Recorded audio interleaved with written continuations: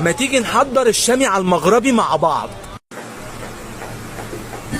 الشامي على المغربي من ضمن الحاجات اللي بتاخدها في الساندوتش هو الخيار، وده البطل بتاعنا اللي هي الجبنه الحلوم، بتنزل على الجريل بتتشوى، وبعدين بننزل معاها بزيتون شرايح وزعتر شامي بالزيت وطماطم شرايح، وبننزل كده بالزعتر في قلب اللقمه الفينو مع شيف اسلام.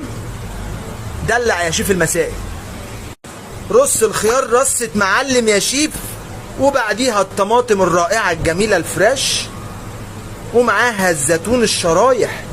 العب وننيم كده ننا هو الجبنه الحلوم، وانزل بيها بقى بشويه زعتر كمان، وهاتها على الجريل يا باشا. يلا شايفين كل العظمه دي هتنزل على الجريل بما فيها سندوتش الحلوم ده، ويلا بينا. سنه زيت على ها